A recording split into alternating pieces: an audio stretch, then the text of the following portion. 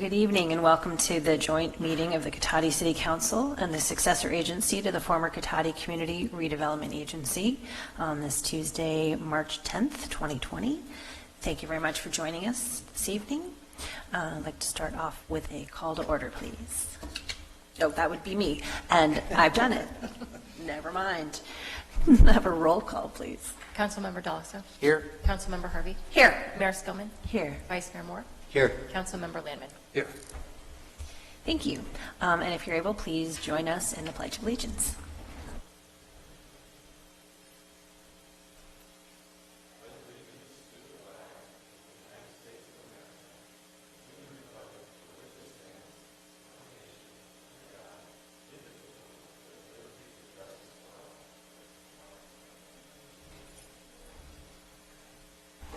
Thank you. Now we'll move on to item 4, approval of minutes and notice of waiving of reading of all resolutions and ordinances introduced and or adopted under the agenda for council meeting on February 25th, 2020. Move to approve. Second. All right, I have a motion and a second. All those in favor, please say aye. Aye. All right, please show that's a 5-0 vote in favor of passage. Now we'll move on to announcements. Meeting orientation for new attendees or viewers. In conformance with the Brown Act and the adopted City Council rules, the meeting agenda includes items labeled as action items, where the City Council will consider the item and citizens are afforded the opportunity to provide comments relevant to the item being discussed. The meeting agenda also includes a citizens' business item, which is the designated place on the agenda where citizens have the right to say whatever they wish. The City Council may or may not choose to respond to comments as the government code allows. However, if the City Council declines to respond, it should not be perceived as giving credence to or agreeing with any statements that the City Council or its members believe are incorrect, misinformed, or purposely biased. The City of Cotati has special open office hours on Monday evenings from 5 p.m. to 7 p.m. by appointment in the Community Development Department at City Hall as part of its Cotati Open for Business program. This program provides personalized assistance and information to developers, current Cotati business owners, and those interested in starting a new business within the city. The Rohnert Park Cotati Regional Library hosts events for all ages, including art exhibits, book clubs, and children's programs. All events are free and open to the public. For more information, call the library at 584-9121 or visit sonomalibrary.org. The Cotati Historical Society Museum is open regularly the second Tuesday of each month from 5 to 7 p.m., Saturdays from 1 to 4 p.m., and by appointment. For more information, call 707-794-0305. Citizens interested in receiving City of Cotati community alerts via text or email are encouraged to sign up at nixle.com or by texting your zip code 94931 to 888-777. Measure G supports police services, a variety of recreation programs for all ages, and the maintenance of our streets, parks, and public buildings. Please see details on the web at cotaticity.org. Now we're moving on to item 6, which is proclamations. I don't know if we have anybody here tonight to accept it. Okay. Well, then we are just officially proclaiming the week of March 15th through the 21st, 2020 as National Surveyors Week. And do we want to do a quick synopsis about that or just? No, there was really no planned presentation. Okay. Someone was going to be here to receive the proclamation, but has not made it yet. So. Okay. Well, we will give them an abstention. Yes. They're busy surveying, exactly. Still got all this light still. Okay. So then we'll move on to item 7 for presentations. And this is going to be an update on Redwood Empire Municipal Insurance Fund, or REMIF, activities. Thank you, Mayor, members of the council. So myself and Vice Mayor Moore wanted to just update the council on some, at least at the high level, some activities happening at REMIF. And in January, they have their annual board meeting. Vice Mayor Moore and myself were both there, and we talked about what it's looking like for insurance rates for this next coming fiscal year, and also we touched on at that meeting some the status of the proposed merger between REMIF and PARSAC, which is another risk pooling JPA in California. And I'm part of the transition committee for that REMIF PARSAC thing, so I have some additional information that I'll add in that goes beyond what was discussed at the annual meeting, but just kind of give you guys a flavor of where things are. So I should probably start out with just saying, for anyone that is watching this that doesn't know what REMIF is, we are self-insured through a pool, through Joint Powers Authority. Redwood Empire Municipal Insurance Fund is what we lovingly call REMIF. And it's like a 15-member JPA primarily. We're at the south end geographically, and it goes all the way up to Arcata along the north coast, Lake County, that area, that geographic area. And due to sort of the market issues back in the 80s, I believe, early 80s, a lot of municipalities throughout the state decided that commercial insurance, a lot of commercial insurers at that time were getting out of the market entirely because of the risk exposure from their perspective. They couldn't make money in those lines of insurance, so they're getting out of the insurance business in these lines for municipalities and counties. So REMIF was formed initially because cities were confronted with this problem. Either the insurance programs are going away entirely, or the rates are getting so high they're becoming cost prohibitive. So they grouped together and they self-insured. So it's like bigger organizations could potentially self-insure with their own resources, but small to medium-sized cities would self-insure through pools. And that's the case with REMIF, like in many other parts of the state. We all got together. Cotati was one of the founding members of the JPA and decided to pool all of our insurance programs together. So we self-fund up to certain predefined limits, and then we carry basically like umbrella insurance, excess, we call it excess insurance over that. That's commercial. So, basically we just all pool risk and pool resources, and it works out to be a much better rate and a better program for all the municipalities and therefore all the taxpayers. So anyway, with that little bit of context for those that may not know what REMIF is, that's it in a nutshell. So the lines of insurance that we have through REMIF can be broken down into these overall categories: workers' compensation, liability, which includes auto liability and general liability. Also property, there's like physical property and physical damage, like auto physical damage. And across all these programs, across all of the members, because of just changes in the marketplace and some specific things for our pool, rates are going up for all the members essentially across all these programs. Workers' compensation for us is a relatively large change for this coming year, because they do what's called a XMOD calculation on insurance rates. It's like an adjustment factor based on actual claims, and they use 4-year averages, and so it's like a moving average. So when you're a small city, you can see fluctuations in those because you might have like no claims, and you have a claim. Percentage-wise, it looks big, but it's, anyways, they try to smooth it out. But for workers' compensation, we have a relatively large change. And then liability, there's a lot of, for liability and property, I'd say, there's a lot of industry-wide issues going on there. A lot of it's attributed to the catastrophic weather events that are occurring throughout the world, because insurance companies, they don't just insure California or insure the country, they have insurance lines generally throughout the world, and they try to mitigate their risk by insuring throughout the world and also through different lines, so they don't have too much exposure in any one area of the world, and also they don't have too much exposure in any one particular insurance line. And so just here in California, for example, locally, we've had the wildfires, which lead to large claims. Certain other parts of the world, a lot of flooding going on, or a lot more frequent and more destructive hurricanes, tornadoes, those kind of things. And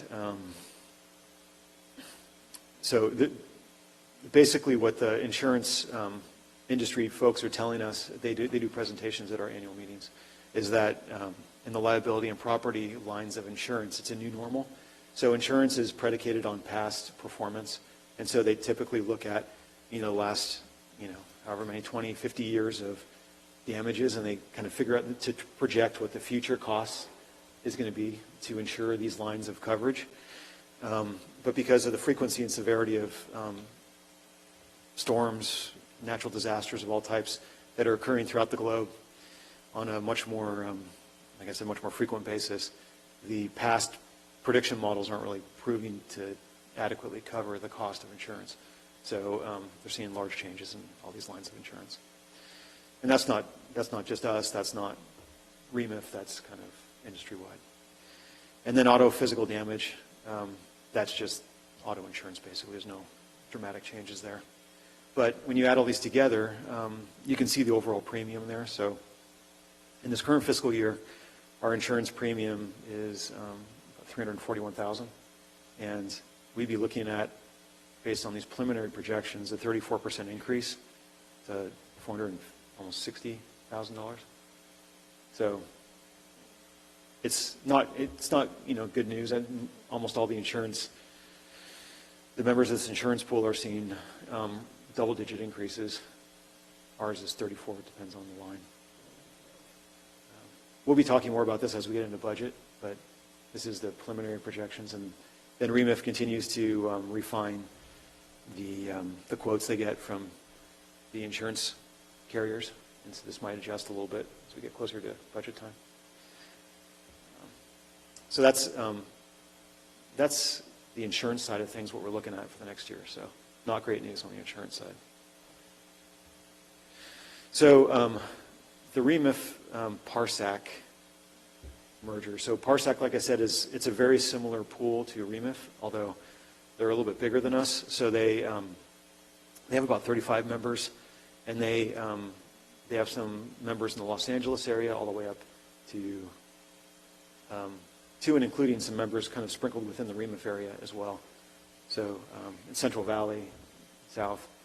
And the REMIF board created what they call a transition committee, and that was essentially the executive board of REMIF was tasked by the full board to engage with PARSAC to discuss if there was any opportunities for better programs for all members if we combined some or all programs.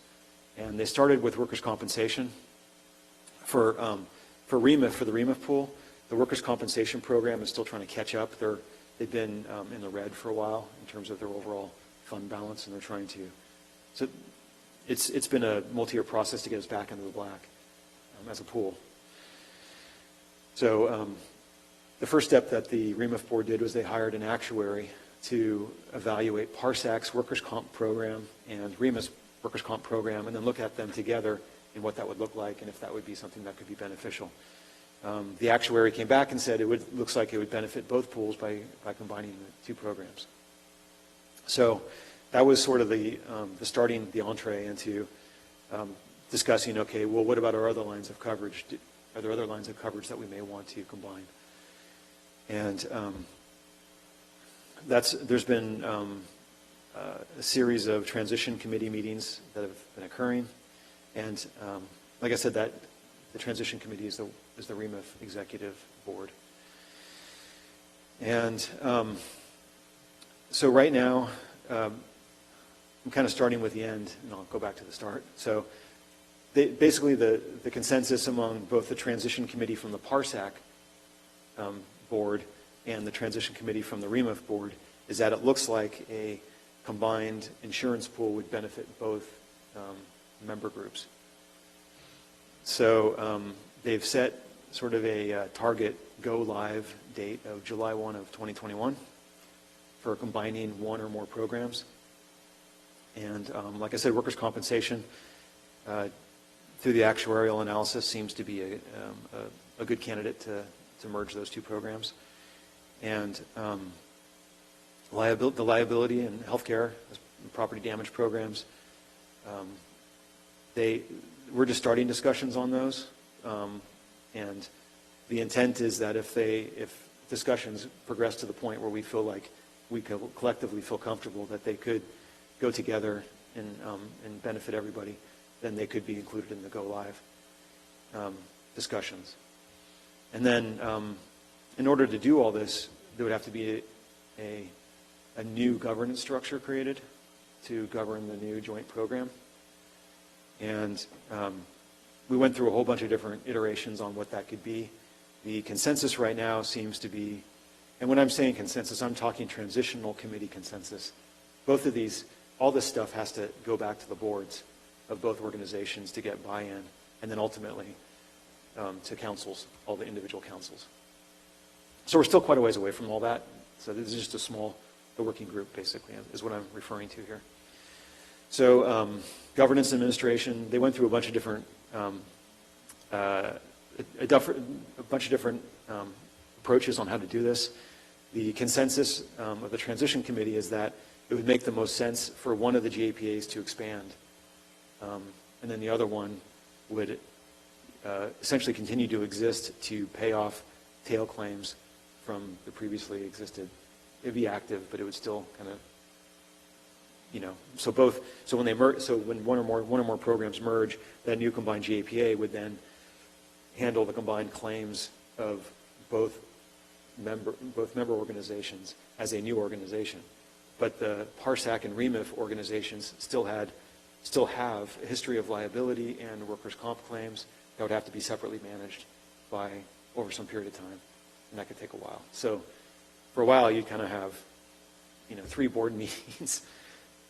Three separate board meetings. So you'd have a combined PARSAC REMIF board meeting, and then the former PARSAC members would go talk about PARSAC old stuff, and the former REMIF members would go talk about old REMIF stuff until all those claims were finally resolved. And then, like I said, once a consensus and all these different things are reached by the transition committees of both boards, it goes to their respective boards for consensus and approval, and then to the councils.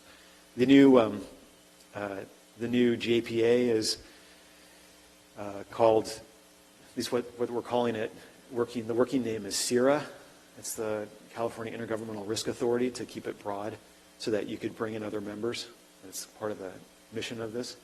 Because the wider, like with all these kind of programs, the wider the base of membership, the more stable it is in terms of rates. And so that's viewed as a benefit. So we want to make it more inclusive. So things that are municipal entities or municipal-like entities, like community service districts and things like that provide services like municipalities might, or some segment of that, could potentially be members of the new organization. And I kind of jumped over the governance piece, but there has been a draft GAPA agreement that's been circulating among the transition committee members, and I think it looks like it's about ready. The GAPA agreement and the bylaws are about ready to go to the boards, the respective boards, to discuss. So there's been quite a bit of progress on these merger discussions. It looks pretty positive, at least at this point. And so that's kind of it in a nutshell, where things are. I'd be happy to answer any questions if there are any about where things are. Okay, thank you. Are there any questions for Sam? Madam Mayor, if I may, I might elaborate just a little bit Of course. on City Manager Obid's report. There's a couple of things when they talk about the premiums and liability and the property. All the big carriers that handle the excess coverage and things like that are now global carriers, and they're all for-profit insurance companies, so they will get their money back. It'll just be over a period of time. And so we're seeing this now And it started really back, and I mean, if you go back, it'd be like Katrina and some of those issues that occurred. And so eventually they'll get their money back because most of them all have shareholders, and that's what they do, much like PG&E. So I just kind of want to elaborate on that. In going back and looking at the direction of REMIF over the last several years, they, in some of their pools and programs, one of them being the workers' comp programs, for years they had pretty good experience in the workers' comp. Well, they started giving money back to the cities, and they really should not have. They should have held on to that and kept in the reserves to kind of flatten out the increases as they go. Well, they didn't, and so we now have a new director, and have gone in and done actuarial studies, and that's where the assessments come in on the workers' comp. We've taken the workers' comp out of being administered by REMIF personnel, and it's now with a third-party administrator. So that'll be an interesting renewal. I think it'll be coming up on its third year here pretty soon. But so far it's been pretty good, and the administration's been pretty good on that. I'm hoping that the renewal comes in fairly reasonable, but we won't know yet. My contention was that I was not a fan of going to a third-party administrator because it is cheaper initially when you get into that third party. But once you dissolve that entity that was actually doing the workers' comp administration, it would be cost prohibitive to bring it back if the third-party administration costs were way too high. So that was a 14-1 vote on that one, by the way. But anyway, to go to a third-party administrator. The one good thing I think looking at this with PARSAC and going to the larger pools, one of the examples of that is what we did with the health plan. The health plan was only partially self-funded. Then we went to a fully self-funded health plan, and now we're sitting on a healthy reserve of $3 million. That's something that some of the other PARSAC members are also looking at contributing to. So the greater the numbers, as in the insurance world, the law of large numbers, the spreads that risk a little further. So that helps in that regard. So they may come on, some of the members may come on to the REMIF health plan, and then we would be joining with whatever the liability, the auto, and the workers' comp might look like. So, in a short. So it'll be interesting when those all come together and what will look like. And then the projected target date is 2021 because of all the moving parts and how long this might take. And anything that's done has to go to the member cities, and the council will have to approve that participation, and then those votes will go back to the various boards. So just a little further elaboration on that. May I ask a question on what you were just bringing up then? Does there need to be some kind of either unanimous, like a 1/50% kind of a vote then after it comes back to all the different entities? I don't know that the bylaws address if it has to be unanimous. I know that when we expanded the board from 8 to 15, it had to be unanimous. Yeah, so it's actually an interesting discussion because it was in the transitional committee level, there was a long discussion about that. Both that they want to ensure that if people join a program, so the way the JPA is proposed to be set up is that people have to be part of either workers' comp or liability to be part of the pool, and then you can opt into other programs. But any program that you opt into, you have to be in that program for, I think it's 5 years is what the proposal is. So you don't have people jumping in and out of programs because it's disruptive to the pool. But with regard to CIRA or whatever the new JPA, the discussion so far at the transition committee level has been people can either vote to join the JPA or they can vote not to, and either they're in or they're not. But that means that they could be left looking for a different pool to join, right? If they don't want to join the CIRA pool. Yeah, any other questions for staff? Go ahead. So given the explanation that you gave that if we were to join the bigger one and the old stuff, as you called it, will sit out there, the liability and the workers' comp, I mean, you're talking decades and decades and decades.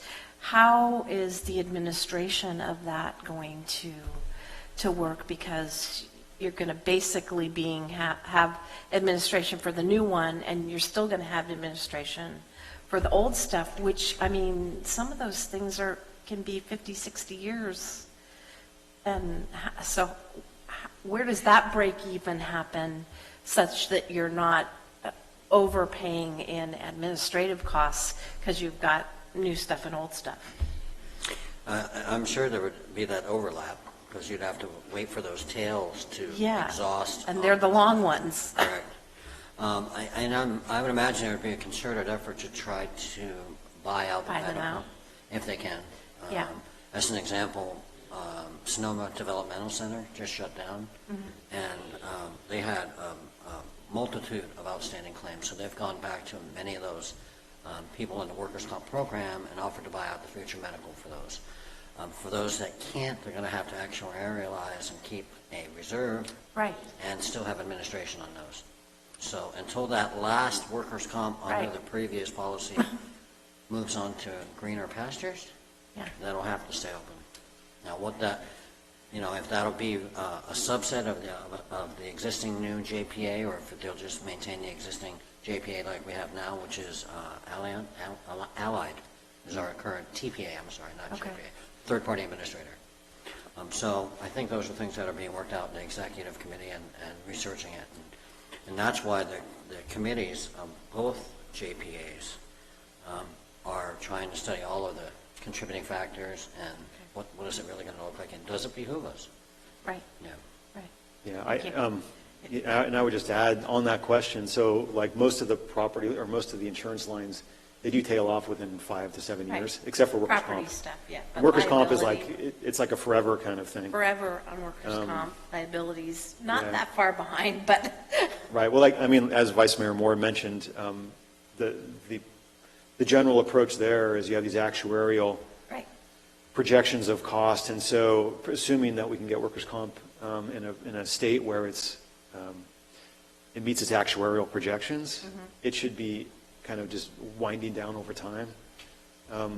But then for both organizations, there could be a time, maybe it's 7 to 10 years from now, if after a merger, where we decide jointly, like, look, let's just absorb these last couple That's what I was like gonna ask cases next. in the new JPA and dissolve, because it doesn't make sense to keep all this machinery Right. running for this dwindling number of Right. claims. Yeah, if the administrative costs are greater than the benefits going out, then that would be a time to look at that and say, okay, Yeah, because if each group, only had a handful left, Right. it might make more sense to pull them in to the bigger group, knowing that they are going to go on for decades.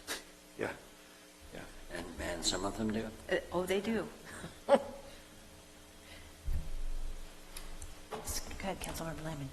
Thank you, Madam Mayor. It's just a quick question. So obviously on the concern side, as the council is drawn out and as staff has shared, there's always the potential when you're merging with a bigger unit to be concerned about loss of control of direction and the dilution of your regional coherence, assuming we have that. That may come and go a little bit in experience. And also the concern, which I hadn't seen coming, but there is a worry about duplication of management for some time and what those costs would look like. On the other end of the scale, the attractive thing is the potential reduction in cost from the increased size and sharing risk. Do we have any idea, any guess as to what that might look like at all? What sort of savings we might be able to see expressed in any rough way? Because that would be certainly a helpful driver in this. I think it would be important to know a rough idea that it's definitely something in the green. Yeah, I don't recall the specific number from the workers' comp side. I think it was a little bit of the savings, but every time they present any numbers to us, the actuaries, they always try to drill in, okay, this is not for cost savings. Don't, hopefully we get cost savings, but don't paint this as a cost savings move. It's more of a stability and long-term rate stability move.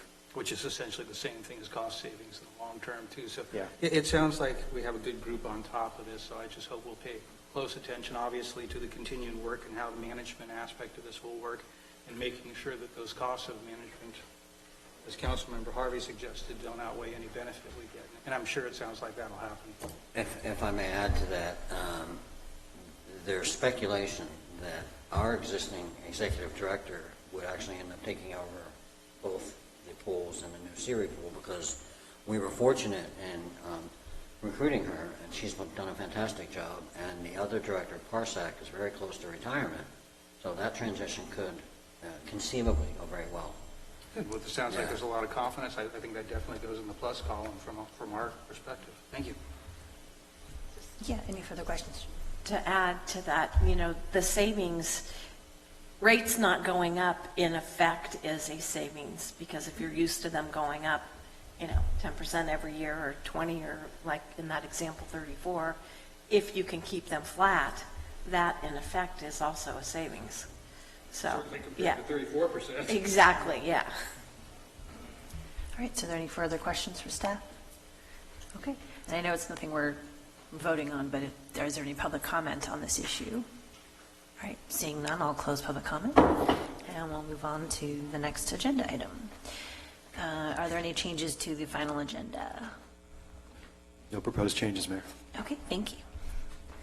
So we'll move on to item number 9, which is citizens' business and public comment for consent calendar items.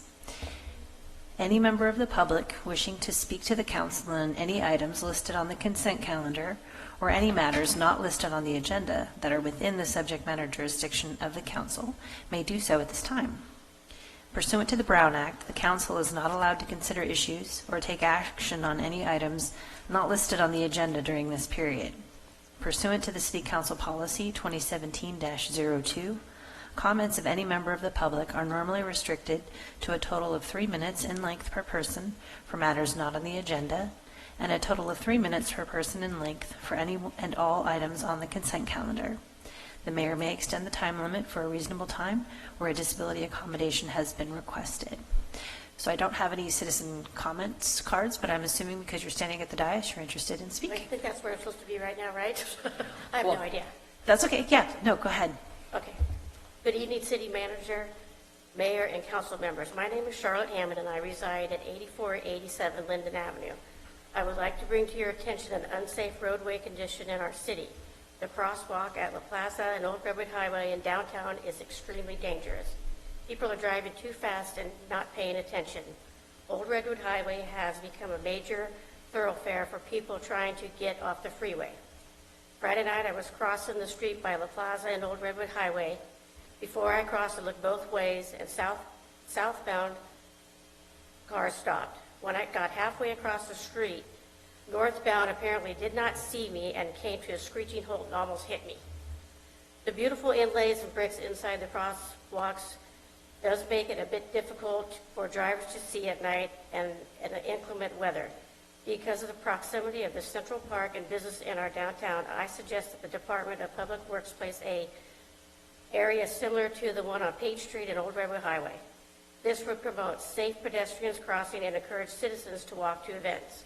The police department used to have decoys downtown walking in the crosswalks. It has been a very long time since that has happened. I suggest they do it again, and I would like to be the decoy. Thank you for reviewing this matter. Thank you very much for your comments. Thank you. Is there anybody else who'd like to speak during public comment?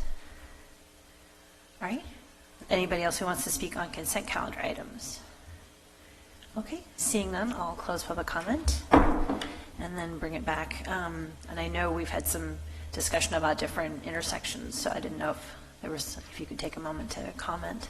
I'd like to add to that, Madam Mayor, if I may. A couple of weeks ago, Lisa and I were walking in that same crosswalk going down to Earth, and again, a vehicle coming from the south almost hit me.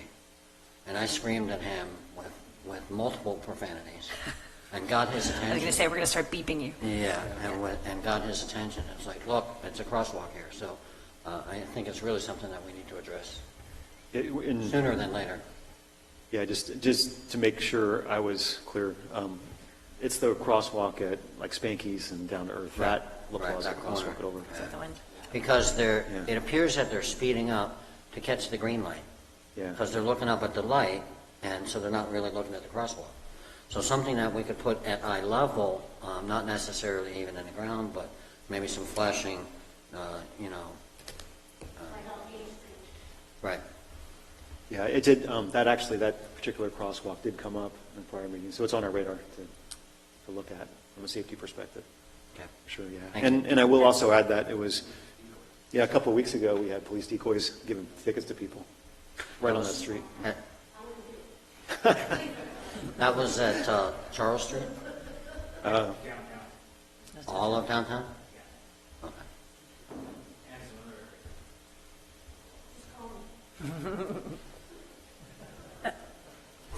Okay, sounds good.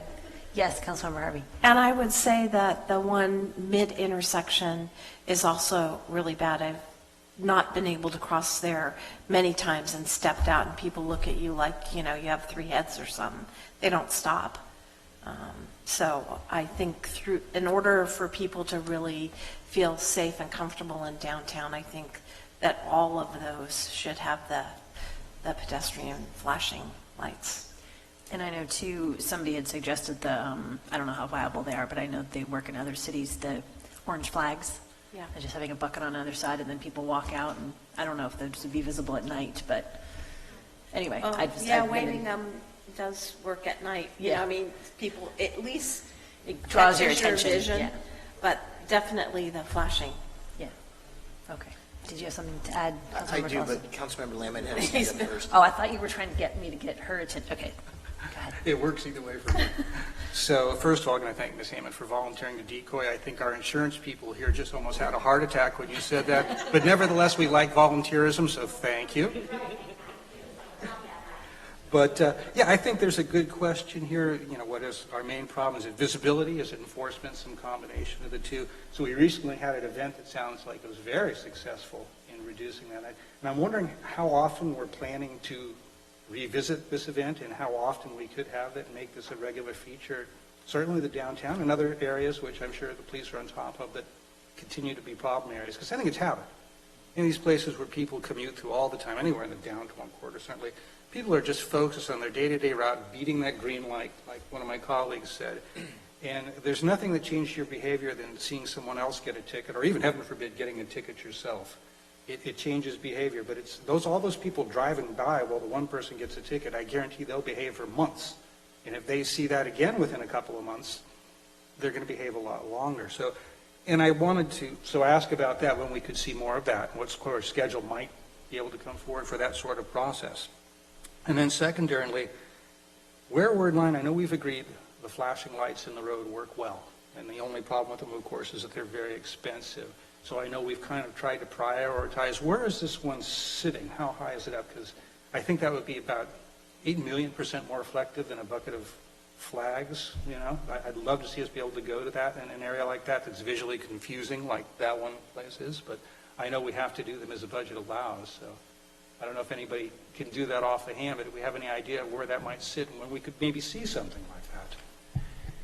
Yeah, the in-roadway lights are actually problematic from a maintenance perspective. And so cities are actually moving away from those and putting in flashing beacons on either side, just really bright, alternating. Kind of like eye height or flashing. something more? Yeah, and taller. so those are just as effective. And in the downtown, those can be put in fairly close in so that it's not like way out where it is further down on Old Red. They're closer in. Sounds like that might work well. Sounds like it might be easier to maintain. It seems like less expensive. When might we be able to see something like that? Any rough conjecture? Well, we have a 2020 street project in design right now, and we are looking at putting those in as part of that project. Good. So your timing was perfect, and you guys are on top of it. Thank you. Councilmember Delasso. You can say with your microphone off, it's fine. I'm still going to talk. Yeah, I think definitely the signs that are elevated as opposed to the street lights flashing, far more effective because they're right at that eye level. So I would agree with that. And I think the common denominator is people trying to hit the lights, because the same thing happens at Myrtle and Valparaiso at Old Redwood Highway. I mean, I've been a part of numerous brake screeches as a pedestrian, not as a driver. And so it's a bad thing, and I think that's exactly what people are doing. And I mean, literally, when I was commuting 5 or 6 days a week, going through Old Red and turning there at Myrtle, at least one morning every week, there was a red light runner. I mean, guaranteed, and I could tell you what time within 5 minutes that they would be there, because it was always as I was going to work. So I think it's that whole education problem, and I think what the police department is doing with or without the decoys, I think just needs to be constant, because some people will learn, and maybe they'll be good for a while and not be in a hurry, but there's so many other people out there. And then on Old Redwood Highway, we're not dealing just with our citizens either, obviously. So people just going through the hub. So, yeah, whatever we can do would be great, I think. Thank you guys for bringing that up. Yeah, Councilmember Harvey. Yeah.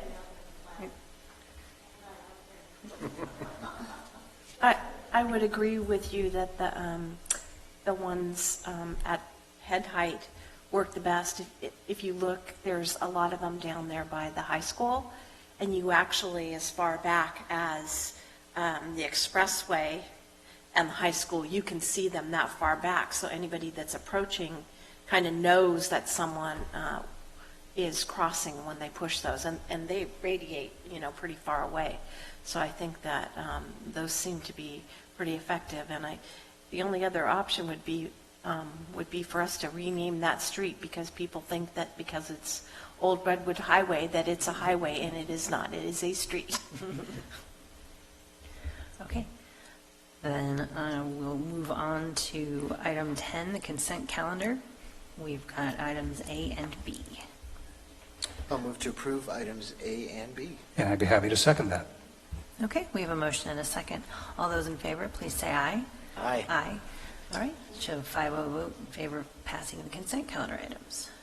We'll move on to item 11, direction on future agenda items. Does anybody have anything they'd like to add this week? Okay, nothing from the side? Nothing? No, not tonight. Okay, terrific. So we'll move on to item 12, public hearings. Item A is introduction of an ordinance requiring the use of electronic filing of campaign statements and statements of economic interests. This should be a showstopper. Go ahead. Yeah, brace yourself. Okay, so, It is. yes, thank you, Mayor, members of the council. This is the campaign filing, statement filings and Form 700s that everybody loves. So the proposed ordinance, sort of in a nutshell, is proposing to require them done online through the city's available portal. And the benefits of this, of course, are that it would improve transparency because it makes the filings easily searchable. They're all legible, right? It's not handwriting.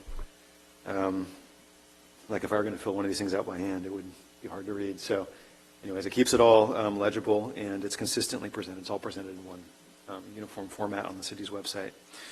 And this, of course, would be available to filers at no expense. So these are people that are running for office, or people that are already in office that are submitting their annual Form 700 forms.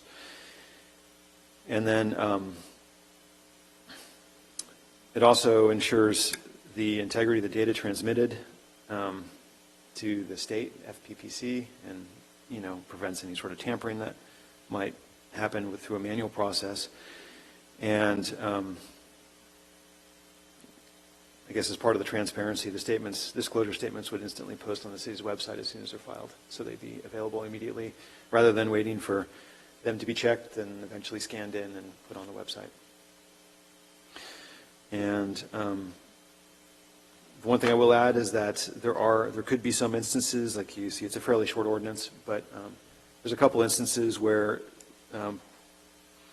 it could be that the electronic filing doesn't work for some reason. Those could be like if you have to attach something to the filing that for whatever reason isn't attachable, it's in some weird format, or whatever the case might be. I mean, there's a little bit of an outlet as you read the ordinance to allow the clerk to work with the filer and come up with an alternate means to file in those exceptional cases, but generally that won't be the case. So it directs people to the online system. And that's pretty much it in a nutshell, unless anybody has any questions on this. I'd be happy to answer them. Yes, Maybe Lauren could help me too. Okay, so yes, Councilmember Harvey. So how will IDs and passwords be handled? was that question? How will Yeah. IDs and passwords, usually to log on to something, you need an ID and you need a password. They'll give you a temporary password, though. Well, Well, Lauren looks Yeah, like she's they're- ready to They're answer. system generated. So much like your Form 700 that you received in the last few weeks, it would be the same for campaign documents as well. so Same any- system. Anybody that comes in that wants to run will be given a temporary ID and a temporary password. Yeah, to do anybody their new to the system, yes. Anybody new? Yeah. Okay, all right. And I'm assuming that completion will be monitored through the system also? Yes, yeah, that is one of the benefits, is the completion dates are monitored through the system. Okay, Yes. okay.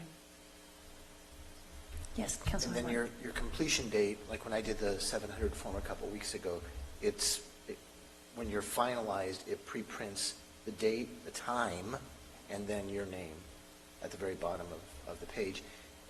My question, though, is, this.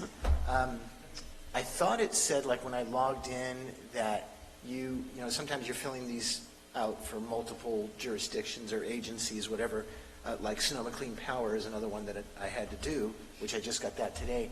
And I was pretty clear that it said in the instructions when I was doing the city one that there's a way to do that. You just kind of need to change your title, and it'll do it all for you.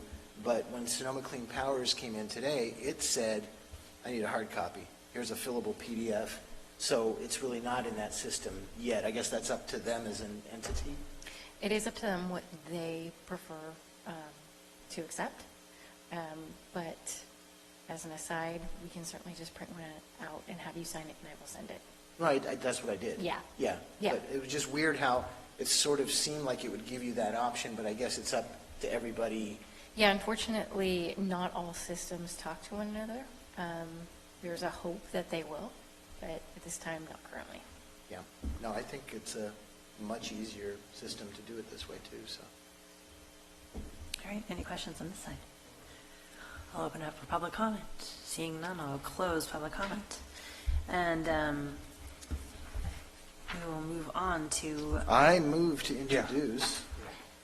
oh, well, okay, then, Before we yes, move on, I please, think we need to please. move. We need move to introduce an ordinance adding section, everybody with me, 1.09.105, I didn't really hear anybody else say that, of the Cotati Municipal Code requiring electronic filing of campaign finance disclosure statements and statements of economic interests. And I'll second that. All right, we have a motion and a second. All those in favor, please say aye. Aye. Any nays or abstentions? All right, please show a 5-0 vote in favor of that introduction of that ordinance. Now we will move on to item 13, the regular agenda, review of proposed water transmission system budget, Sonoma County Water Agency fiscal year 2020-2021, and I see our guest right here in the front row. Mayor, members of the council, Craig Scott, Public Works Director, City Engineer. The Sonoma County Water Agency, or Sonoma Water as they call themselves now, has a technical advisory committee, or a TAC, comprised of staff from the prime water contractors, specifically cities and water districts that purchase water from Sonoma Water. And they have a water advisory committee comprised of designated elected officials from those same prime contractors.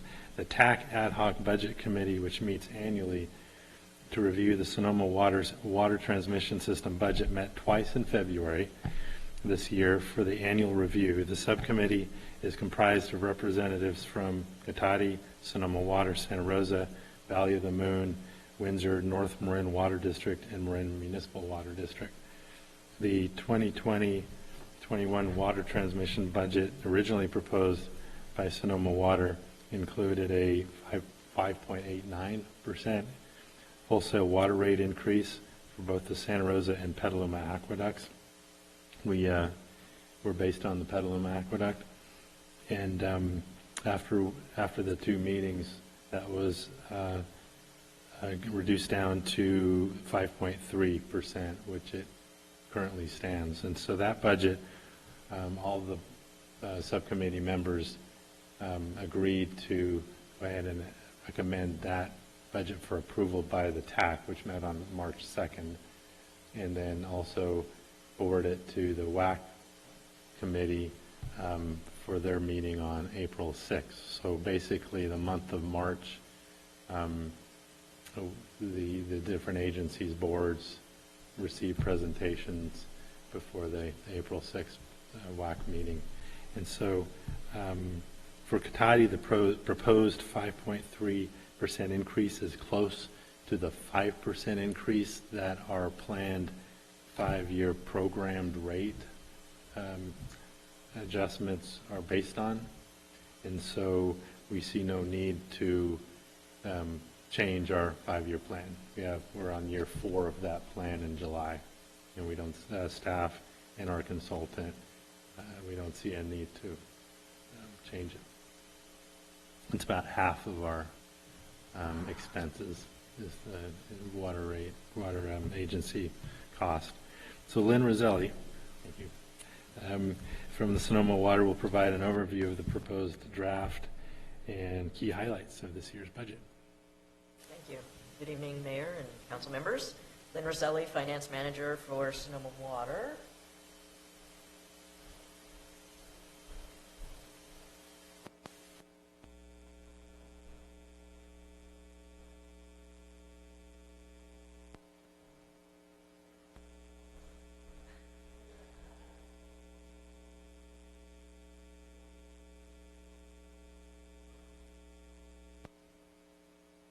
There we go.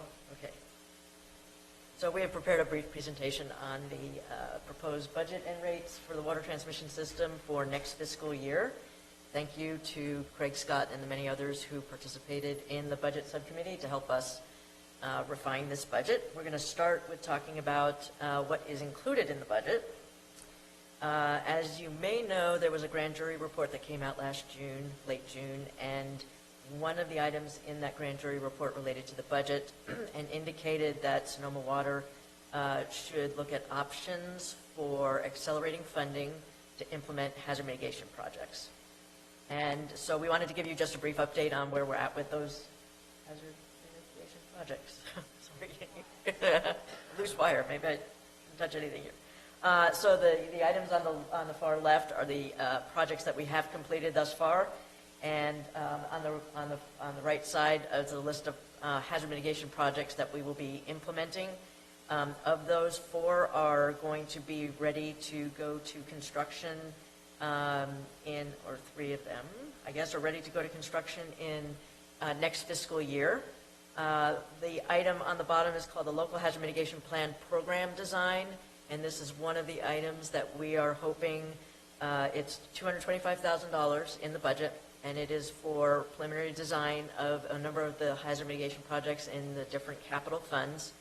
And that funding will be, there's $600,000 that we've built up or accumulated over a number of years, and we're going to use that to design some of these projects so that we can put the best grant application forward so that we can offset the very high construction costs down the road and save the water contractor some money. So that is one of the elements in addition to actually getting to implementation of some of these construction projects to address the grand jury's comments. Other capital projects, there's a Sonoma Booster Pump Station upgrade project that's on the Sonoma Aqueduct, but we also have the Mirabel Dam Bladder Replacement Project.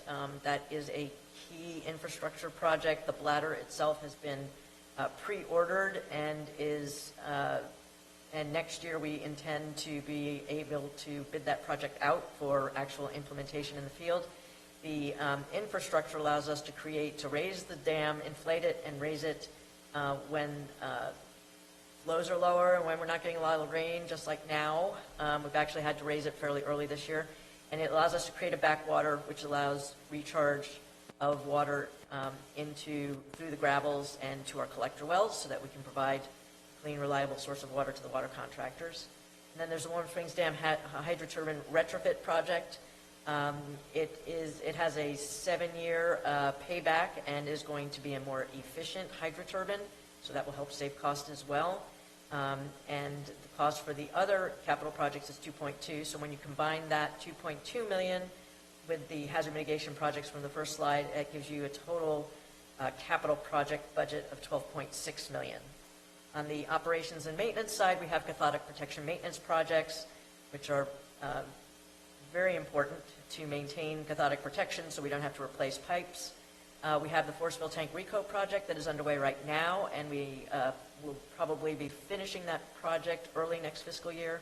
And then we have a longer-term tank maintenance program that will be over the next 10 years, $38 million. $8 million, so we're budgeting about $3.8 million per year to maintain our 18 water storage tanks that store about 128 million gallons of water. So that's an important maintenance project. And then on the study side, we have the Regional Water Supply Resiliency Study. We are developing a decision support tool and a model that will help us evaluate strategies and water supply projects to build resiliency in water supplies regionally. And I believe all the water contractors are involved in providing input to that project. We have a water system risk and resiliency assessment that's required or mandated by EPA to assess our vulnerabilities and our risks for the water transmission system. There are some deliverables that are due actually March 31st and more that are due next year. So we're right now identifying the vulnerability and threats, and we'll be updating our emergency response plan with the outcomes from the vulnerability assessment next fiscal year. And then we have a watershed and riverbank filtration water quality studies that was started actually before the 2017 fires, but has been augmented since the 2017 fires so that we can analyze the ash, leachate, and burn materials that are in the watershed so that to determine whether or not there's an impact on Lake Sonoma water quality. And so far, the results have been very positive. There hasn't been any impact on the water quality in Lake Sonoma. So the O&M budget is $29.6 million for next fiscal year. We also have the Dry Creek Habitat Enhancement Project. We are in the design of Phase 4 or Mile 4 of the project. We hope to have the 90% design done by April.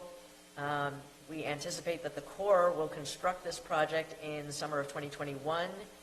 We have to provide upfront funding for that to the Corps in next fiscal year, but they will eventually true it up after the construction is done. The good news there is that the Corps has committed to the $28 million cost share, their 65% of costs for construction of miles 4, 5, and 6, which is $28 million that the water contractors don't have to pay. So that's a pretty big deal. And I know that many of our staff have been involved in communicating with the Corps and making sure that that happens. So the biological opinion compliance, water supply planning, and water conservation budget for next fiscal year is $11.89 million. Most of that is for the a large portion of that is for Dry Creek Habitat Enhancement projects. And so expenditures compared to this fiscal year, you can see that operations and maintenance is going up. That's primarily because of the tank maintenance program, cathodic protection. Labor costs are also going up, and due to the negotiated labor agreements. Capital projects are going up. We have more hazard mitigation projects on the books, and so that will be increasing.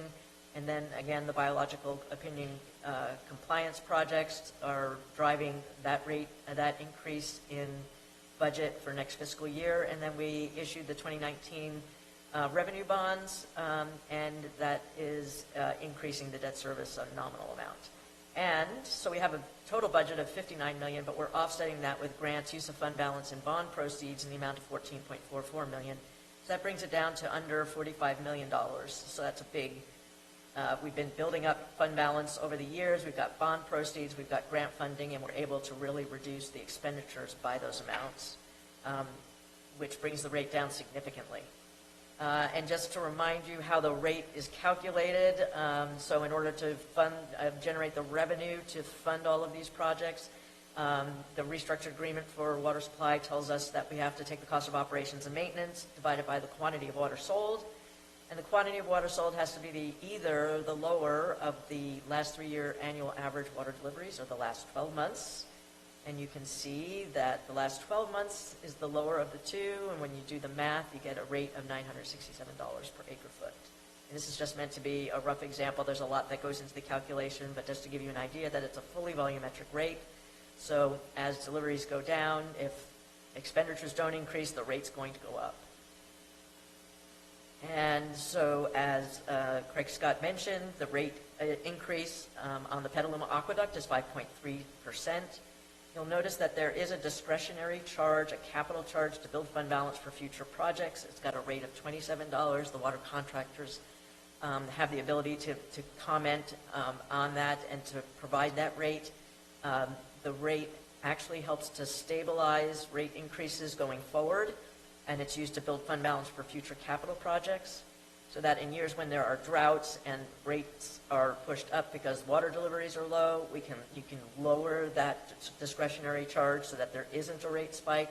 And in years when their water deliveries are higher and rate increases are lower, you can increase that rate and keep the rates more smooth and in that 4 to 6% range that continues to be what we see in our long-range financial planning process.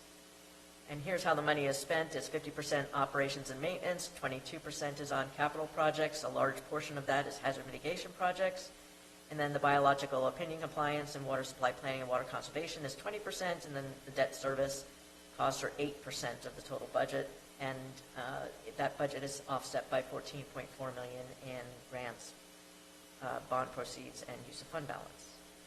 And we update our comparison of wholesale water rates per acre foot compared to other wholesale contractors in the Bay Area, and in general, we tend to be on the lower end.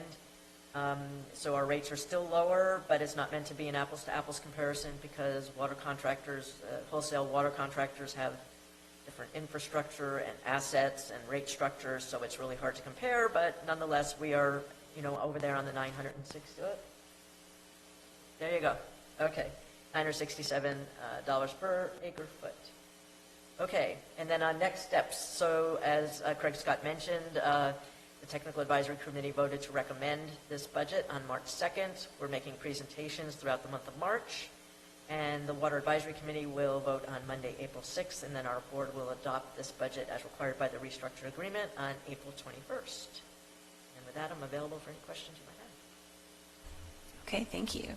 Are there any questions for staff or presenter? No? Any questions? Questions, Okay. And what's that? Okay. All right, and I'll open it up for a public comment. Seeing none, I will close public comment and bring it back to council. Are there any comments or anything that you would like to share at this point? I think our water Oh, advisory heavens. chair should probably go first.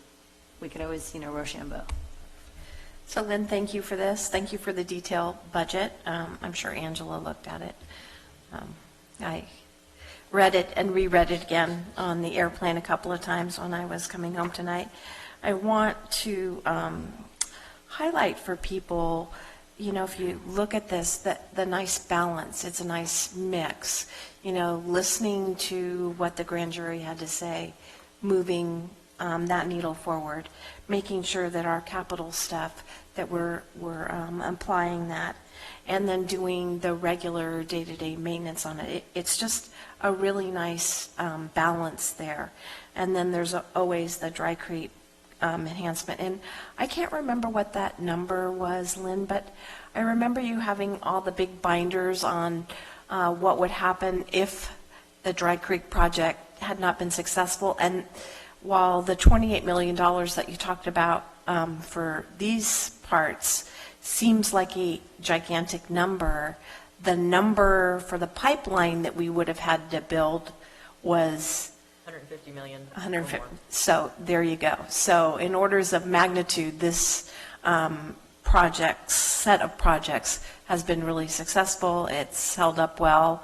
Army Corps of Engineers have been very impressed with it, and they actually are going to be, as Lynn said, participating in the next sets of it, which also highlights the success of it for them to actually put their money where their mouth is and be part of it and drive it. So thank you for this, and I'm very happy that we are able to keep into our 4 to 6%, and I'm sure Craig and company worked very hard to make that happen. But thank you for this, and thank you for being here.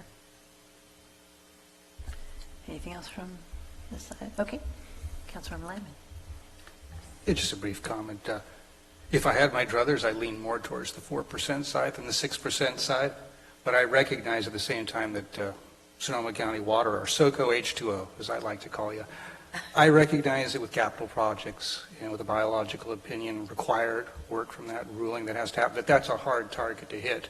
And I just recognize that, and I also want to give kudos to everybody there, everybody working on the TAC, and Mr. Davis for putting us in a position, using these discretionary charges where we can prevent rate shock that's really problematic for all of our customers, and as a result, problematic for all of us as the people that have to make this recommendation. So I thank you for that. I think it's the last decade, almost now, has really shown the value of that. So I appreciate it, and looking forward to seeing you back here next year, and hope, hey, now you got a target to beat. We were 3.3% over. Let's see if we can get a percentage point or two underneath. I'll talk to Grant about that. Thank you. All right, anything else from council? Yes. Vice Mayor. No, Lynn, I want to thank you for that report. It was concise, and I want to compliment you on your expediency and your efficiency in delivering that. Not everybody gets that. Yes. There you go. All right, well, yes, thank you very much, and I'll bring it back to council. There's a motion. I know it's confusing because it says adopt a motion to provide direction, but So I need to be given direction. are we just giving direction? Okay, I was confused by the wording. I'm like, wait, we're giving a motion or we're providing a direction? I would encourage you to move this budget forward. That would be a thumbs up. I would concur. Okay, we've got your direction. I think I have my direction. Excellent. All right, thank you very much for being here tonight. And just because my memory is faulty, does anybody know if I opened up public comment on 12A, the introduction of the ordinance? I thought I did. Okay, good. Never mind. We'll move on then. I know. I'm just covering all my bases. All right, so we'll move on to item 13B, the 2019 Annual Housing Report to the California Department of Housing and Community Development. Thank you, Mayor Skillman, members of the council. As identified, tonight is a presentation on the 2019 Annual Housing Element Report. And City Manager Obid is going to drive the presentation for me and advance to the next slide. So this is the introduction and kind of background slide, but there's a lot of information in the staff report, so this will just be a brief summary. As you all well know, all cities and counties within the state are required to have a general plan, and one required element of that is the housing element. Those are adopted on a 4 or an 8-year cycle, and we're currently in the 2014 to 2022 cycle. Since 1980, an annual progress report is required to be presented to the legislative bodies and the state on kind of the city's or county's progress towards implementation of that housing element. And the state is required to approve that after consideration at a public meeting where folks are able to comment on it. The Department of Housing and Community Development is the state agency who's responsible for reviewing and approving these submissions from the state after the council and the community get a chance to consider them. And specifically, this progress report is required to detail local efforts to remove governmental constraints to the maintenance, improvement, and development of housing. And it also has to detail the actions taken by the local government towards completion of the programs and the status of the local government's compliance with the deadlines and requirements of the housing element. As we've been discussing in some recent housing discussions with the council and presentations that the council's heard, there's been numerous changes to the housing element process, basically mandated by the state as a part of the last 3 years' legislative cycles. We'll be seeing those really coming to fruition as we move forward to the 2023 housing element process, which again, I know is a long way away, but as a planner, I start to think about these things, and you're likely to see some requests for some budget allocations in future years because it is going to be kind of a redo, a whole new process, and so it's not the same that most cities are used to jumping through the established hoops, because essentially the state has kind of rewritten those rules, and there's a summary of that in the staff report.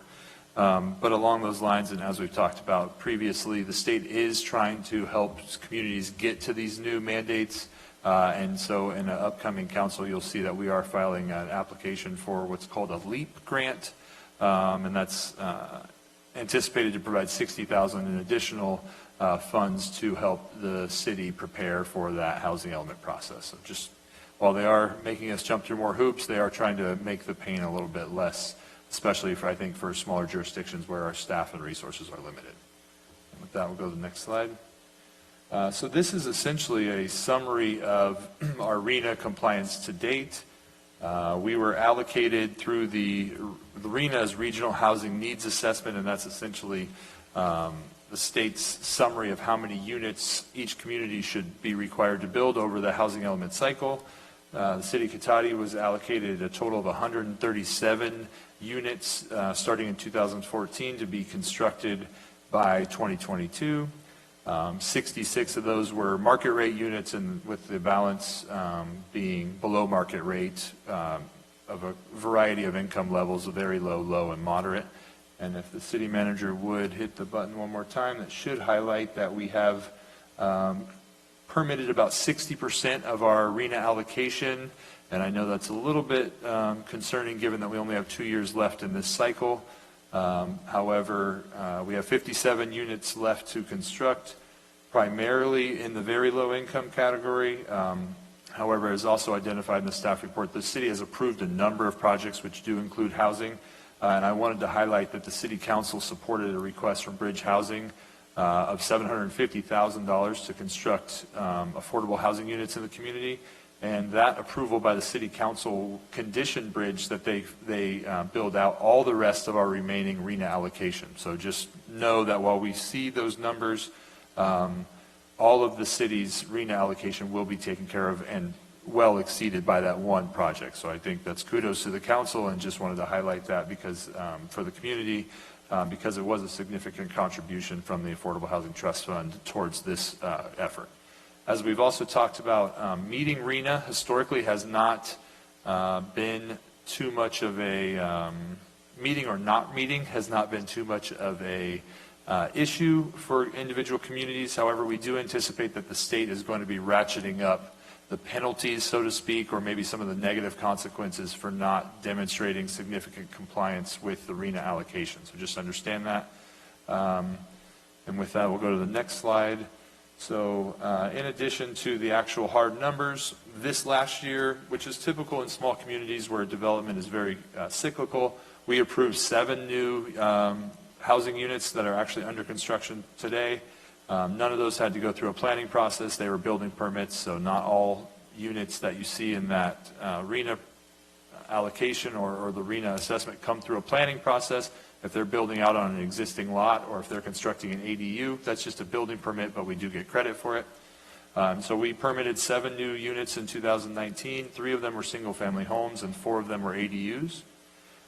They were all constructed as market rate units, but it's also worth noting that ADUs can count towards your affordable housing requirements.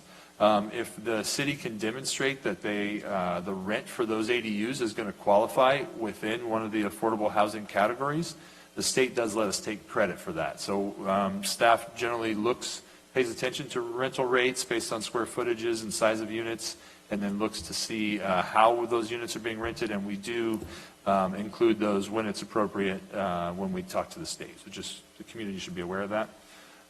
Table D of the attached report, which I apologize is kind of an awkward spreadsheet. The state has provided that format for us, and we don't have any options in how we do that. But Table D separately kind of demonstrates in kind of a written form the efforts that the city's been making to implement the housing element. Obviously, I'm just going to highlight a few of them, but we've been making significant improvements to the website to provide additional access to information, improve the transparency, and this report and all of our reports for this cycle will go onto the website for the city under the Community Development Department. So I'd encourage anyone who's interested to see our production over all of the years and see how we've kind of documented our compliance with the housing element since adoption. That'll all be provided on the website. We continue to implement the inclusionary housing requirements for any project of 10 units or larger in size. They're required to build on-site affordable housing, so they cannot fee out. So many people have heard of folks paying fees, which is allowed in other communities. and in this city for projects under 10 units, but if you're building more than 10 units, you are required to build on-site inclusionary affordable housing. We also continue to coordinate with our regional partners, and so as this council is aware, staff, myself, has been going down to San Francisco and participating with MTC and ABAG for the RENA allocation for the next cycle. So we're trying to essentially lobby those folks and tell them about the unique characteristics of Cotati and Sonoma County as they try to come up with a process to allocate all of the units for the ABAG, Association of Bay Area Governments. That's 9 individual counties with all the various cities that are located in them. They're trying to come up with one process to allocate what we get from the state as far as how many units the Bay Area needs to build for the next 8-year cycle. And so we are trying to lobby and advocate for the unique characteristics of our community, and I'll keep you posted on how those efforts go. I have a meeting in San Francisco on Thursday to try to help further that discussion. It's also worth noting that the state has indicated, or I'm sorry, ABAG has indicated they're going to probably delay issuance of our RENA because of the complexities associated with all the passing legislation and them trying to jump through the additional hoops that the legislation has passed on to them. So I won't have that number for us anytime soon, but I think by the fall it should be at least determined for ABAG, and then we're trying to decide how to allocate it amongst the individual communities.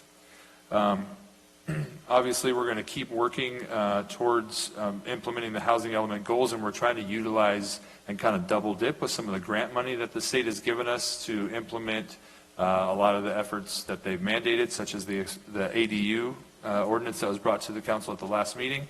We're trying to find opportunities to both jump through the state hoops as they've mandated through recent legislation, and also meet our housing element commitments that we've adopted. So just know that we are trying to take advantage of this efforts and use the money wisely.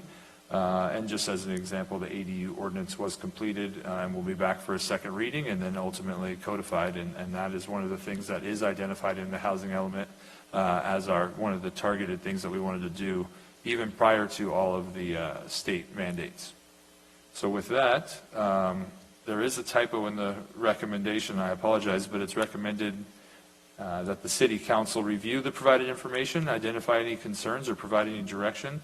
And rather than filing the report for future discussion, we are recommending you adopt the resolution accepting the report and directing staff to submit it to HCD with the state.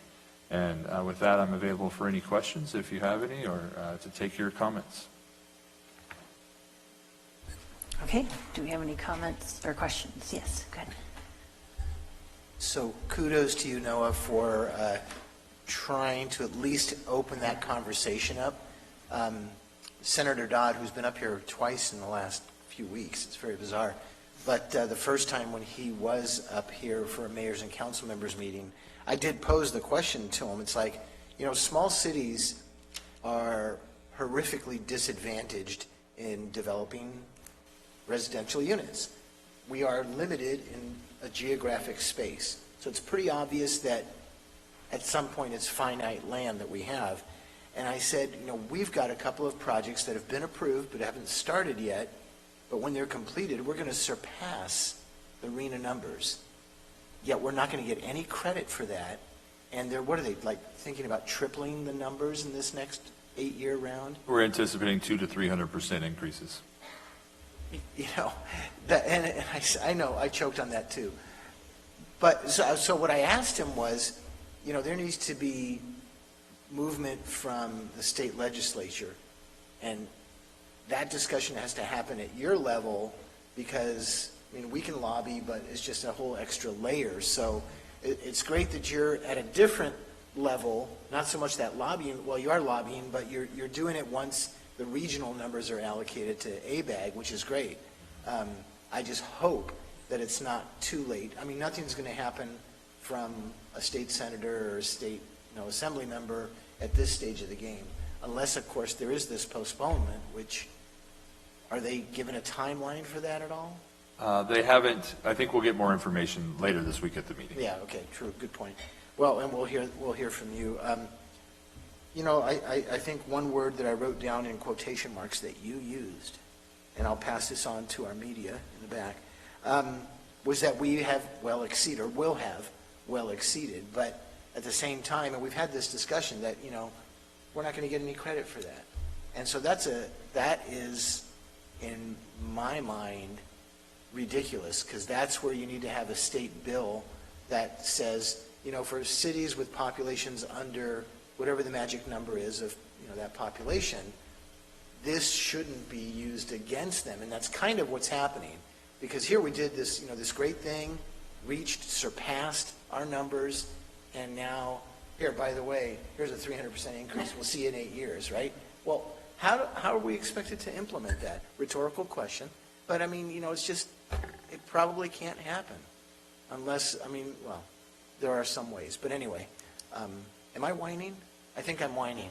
So I just wanted to get the point across that it seems, and maybe it's just as unfair for the big cities too. I don't know. I can't speak to their numbers because their numbers must be ridiculously larger than what we're looking at here for Cotati. With that, I will refrain from current further comment. Okay. Councilmember Harvey? Yeah, to go along those lines, at some point in a small city, there's only so much property.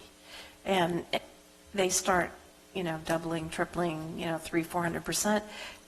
What would our options be? Because the only option would be is if somebody came in and decided, okay, this whole development over here, we're going to tear it down and we're going to build more, which, doesn't really make a whole lot of sense.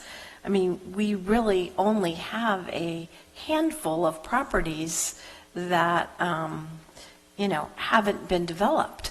So that doesn't get taken into consideration either. And I think that that's important. And that's a balance with the only other option is for us to sprawl.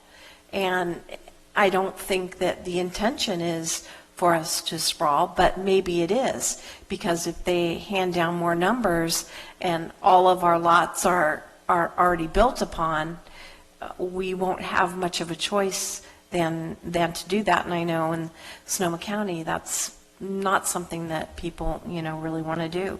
And the second thing is the inclusionary housing. We, as you pointed out, are one of the few communities that are really pretty hard on that getting built with their things.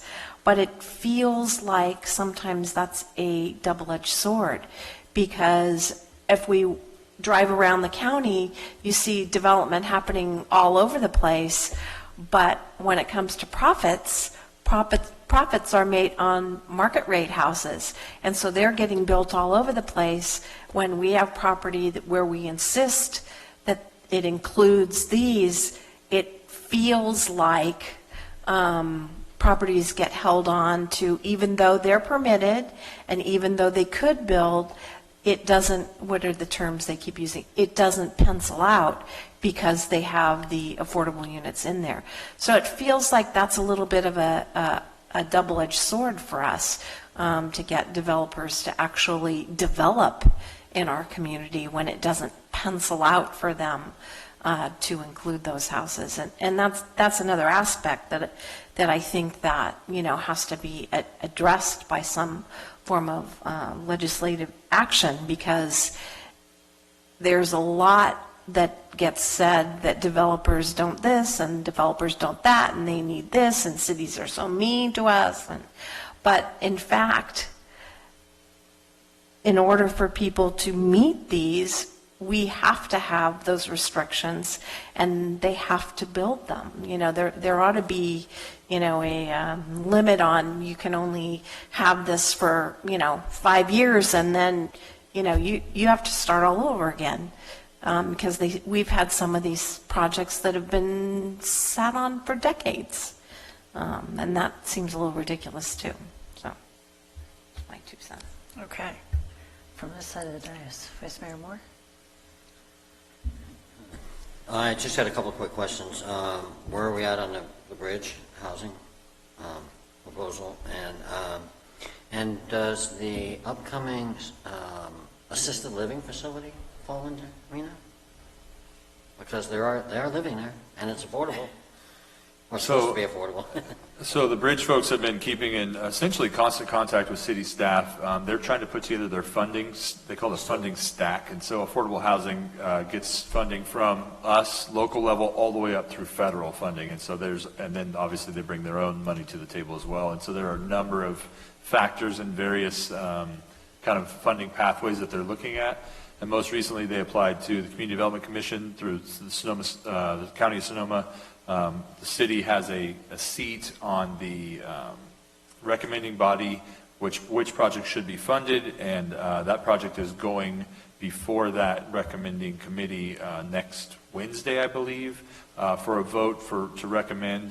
Last month, we the committee got the first kind of review of all the projects that are going to be coming for a vote, and I would say that project was the strongest with regards to how it met the criteria. Interestingly, so we're called non-entitlement jurisdiction, which means our funds, we don't get a direct allocation for CDBG and home grant funds. We pool all of our money with the other small communities in the county, with the exception of Petaluma and Santa Rosa. They have their own direct entitlement. They're an entitlement jurisdiction. Interestingly, there were two projects in Santa Rosa that were there applying for funds from our allocation with the idea that they're serving the region, and so they should be able to apply to both the city of Santa Rosa and the county CDC to get those funds.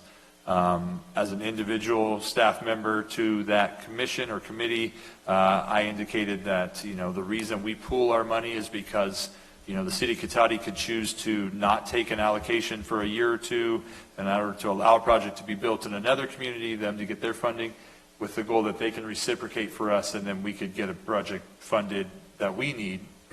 And that mechanism isn't available for Petaluma and Santa Rosa as entitlement jurisdictions, even though they can come and ask for funds because a project located in their jurisdiction may serve the region.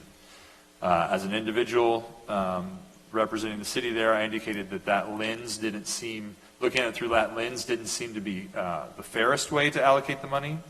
And a number of the members on the committee agreed with that. Ultimately, the Board of Supervisors votes on those allocations. So it's interesting, and it's worth paying attention to how that money gets spent. But I would say the bridge project was the most clearly meeting all of the criteria through which we're supposed to vote. And unfortunately, we do not get credit for assisted living. And I think that is getting back to legislation that could change, and we will be talking about that through the RENA allocation committee process, because Sonoma County is somewhat turning into a bedroom community or a retirement community for the greater Bay Area. Folks in Palo Alto are selling their homes and retiring up here, and assisted living is a housing unit. I mean, it is somebody leaving their house and moving into that does free up that unit. And so we are advocating for that, but traditionally the state has not seen it that way. Thank you. Okay, Councilmember Lehman. So you asked us to share our concerns. I feel like I would be beating a dead horse, and I don't think there's much we can do about it, so I'll refrain from that, at least to some small degree. Certainly when we look at 200% and 300% increases, that tends to raise the eyebrow. And obviously, I'll just say, personally, I feel the pendulum is a little out of balance at this point. There's a mania right now to, as it was described by one of our local elected officials, build, baby, build. And there's a lot of drivers to that, and it is what it is. One thing I want to thank you for, you mentioned about your work at MTC and ABEC, and being a voice there, not just a voice for us, although, as I certainly recently have learned, that's very important to have our voice represented, but more so in this case, because I believe most of what I would call MTC land is really more akin to San Francisco, San Jose, Silicon Valley, and as a result, although they may be open to seeing how problems change in other places, they just don't get us. So I think we need to make clear that one problem doesn't always seem the same in every different location. And I would agree that even though it sounds like we're going to have a very successful year, and we have leftover, and fortunately, we've over-succeeded, and we can't use that, it strikes me, because that success is nonlinear, and it has to be for everybody. We have ups and downs. it really should be smoothed. There should be a multi-year process of smoothing, much like Sonoma County Water Agency does, to both give credit and also to, if it becomes a problem where you're not, to look at that. But I think it's unfortunate because I can see how, with timing, communities could, now that they're going to put problems attached to this if you don't comply, it's unacceptable if we have a couple of projects call all at once and we're really over for a year, then the next year we're shy because of that. Looking at it through that 1 year window is really patently ridiculous. I mean, honestly, if you want to take an honest approach to the program, so I hope we can share that. And finally, I wanted to ask, because my colleague brought up a good question I wanted to ask. So I'm pleased to hear Bridge seemed to sound like the number one project. I'm curious of the projects that might have sounded like they were number 2 or 3, what cities, or was it the county that they represented? That's not what I want to hear. Yeah, so there's a project called Veritas, I believe it's called, and that's the Santa Rosa project. There's 7 factors, and they have everything to do from regional housing needs to reducing greenhouse gases, being shovel-ready. There's various factors. That project, I'm just trying to remember now. This is a month ago, and I was kind of focused on advocating for ours. Okay. But the funds also get, I should say, essentially commingled for a variety of projects. So there was actually a project in the Russian River to construct new water lines and additional fire hydrants down the road out to Armstrong Woods. I think it's Armstrong Woods Road. So that somehow also qualifies into this pot of money that can go to fund affordable housing or infrastructure. So that actually, I think, was an interesting project in a needed area. There were some ADA improvement projects in Healdsburg and Sebastopol, because that's also one of the things that we're looking at is reducing kind of impediments to access. And so those are the projects. And then 2 others which were pre-development, one in the town of Windsor to construct, I think, 17 apartments for low-income folks, but that's pre-development money. It is nowhere near shovel-ready. And another, I'm not remembering, and I don't know if Mr. Scott has had a chance to read the agenda I think yet. that gives me enough of an idea where we sit. Our project was very, I would say, head and shoulders above. And one last question, I'll let you off the hook here. So it sounds to me, I'm hoping this is the type of thing where there's a determination by a subcommittee and makes a recommendation that goes forward rather than just a open dialogue and weighing of the various factors. It's a when it formal goes to the board. recommendation. That's Good. correct. That's helpful. Thank you. Okay, thank you. And the only thing that I was thinking of too is that the bridging project, they were really referring to it as workforce housing, just because it really is going to be for folks teachers and folks in the area that really are sort of fall right there in the middle. So I wanted to just mention that. And housing is definitely going to be on everybody's radar for a while, and it's challenging when you come up with a system that's got a stick and not a carrot, and there really should be both. So hopefully they'll take that in consideration in future iterations of the housing legislation. So you had changed what the recommendation was because this is just receive, but you wanted also to... Rather than receive and file, it is adopt the resolution to Okay. authorize us to submit. So just so that I'm following protocol, I would like to open it up for public comment. Seeing none, I will close public comment and bring it back to the council. If there's no further comments, I'd be pleased to move adoption of this housing production report. Second. All right, we have a motion and a second. All those in favor, please say aye. Aye. Any nays or abstentions? Okay, hearing none, I will ask that gets tallied as a 5-0 vote in favor. And we will move on to the next item, which is number 14 on the agenda, City Manager's Report. Mr. Obed. Thank you, Mayor, members of the council. So I'll keep it brief, famous last words, but it really will be brief tonight. So work is projected to start next week at the Ranch House across the street. So start seeing some construction activity out there very soon. The wayfinding project will begin with sign fabrication, so just a sequencing thing. As you know, tonight, project was awarded, so there'll be kind of a quiet period at first because they have to do all the fabrication of the signs. And then the signs would actually get installed in April, May timeframe, based on when the sign fabrication gets completed. So there'll be a little bit of a pause after the award, and then they'll all suddenly show up. Because all the signs get made at one time. And then we've been talking about Kessing Ranch. The curb gutter and sidewalk and paved roads are in, as you see when you drive by. The public water line it was charged last week on site, so it's all infrastructure's up and running there. And as you also notice, that the model homes, those are what are going up on the corner pretty rapidly. And there's also another group of permits, the first 7 permits that I think were just issued or in the process of being issued right now. So after these model homes get built, which they'll quickly come together, you'll see the next group of 7 homes go up on, I think, on their heels fairly quickly. But they are based on sales, so we'll see.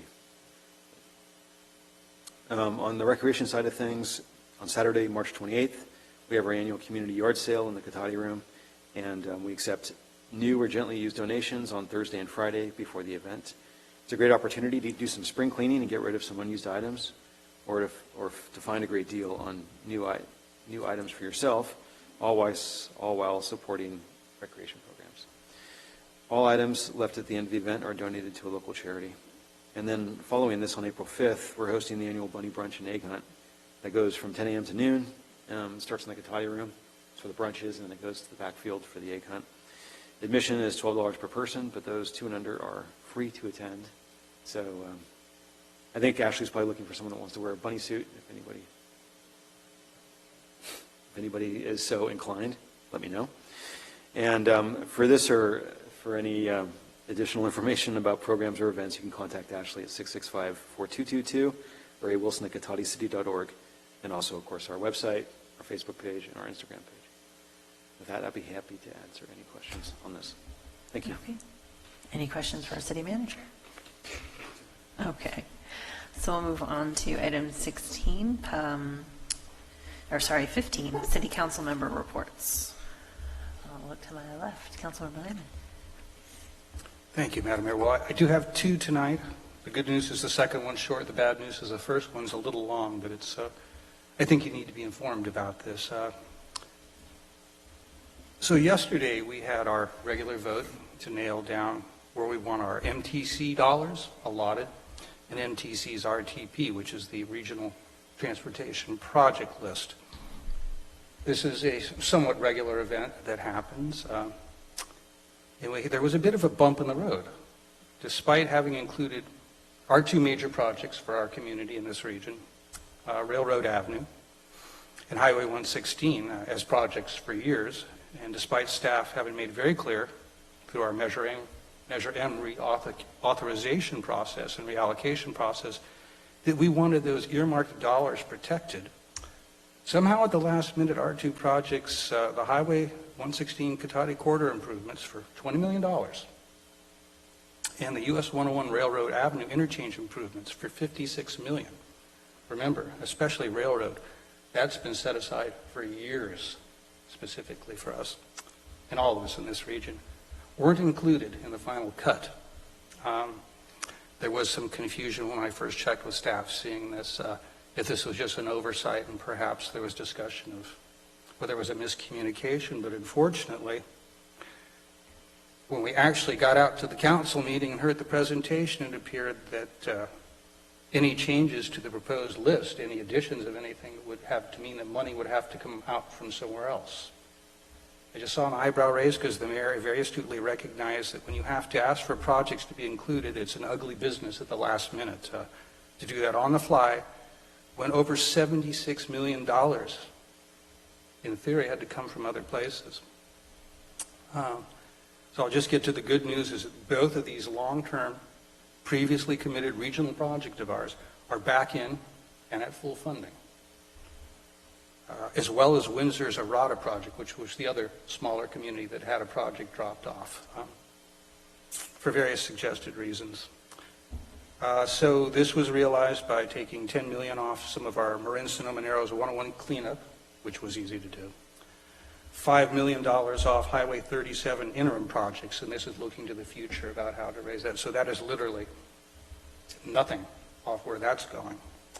The bigger thing was $74 million off Smart North. And that's an eyebrow-raising thing, but I want everybody here to understand this is the important thing of this. That $74 million likely coming away from Smart was a given, because the original budget, if you were to look in the packet for Smart, was $49 million. There was an expectation their need would be $123 million, and the extra, $74 million would come from Smart's budget. And for some reason, likely due to the election, but I'm not 100% sure of that. At any rate, at the last minute it was determined that was unfeasible. And so when it came to us, Smart was sitting there with a full $123 million. So when asked where I would suggest the money came from, if we were to include the Cotati projects, I did suggest that, simply because it wasn't originally expected to be allocated there. It was extra. It was something that should have gone back to regular Measure M related projects that we'd agreed to for years here. So indeed, that process is the way it went. So those are there, and I thought you'd be aware of it, because this points out the value of what we do going to all these meetings. And even when we've done it for years and we know the staff well and we assume there's no surprises or no miscommunications, this is when it happens. So just wanted to share that. And lastly, on a much shorter note, Sonoma Clean Power, although on a more sobering note perhaps, we're going to have an emergency special meeting on Friday to discuss ceding some limited authority to our Chief Executive Officer for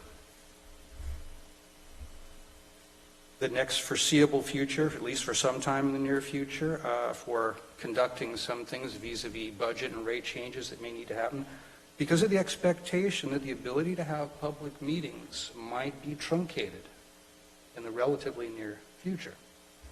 If you look at what the CDC's come out and talked about, and if you look at growth rates with coronavirus in various places, at a certain point, public meetings are either not suggested or absolutely forbidden in some cases. And our expectation is that possibility is there, and it certainly depends how controlled the response is and how the spike in response to the virus is controlled. But seeing as at the outside glance, at least at the federal level, this has not been as yet strongly coordinated or controlled or monitored, as some other countries might have, we're expecting the worst rather than the best, or at least preparing for it. So I would just suggest that to staff to think about too, and everybody in your boards and commissions put some thought into what's coming in the next few months that actually has to get done if for some reason we're unable to gather. So with that, that's my report this time. All right, thank you. Vice Mayor Moore?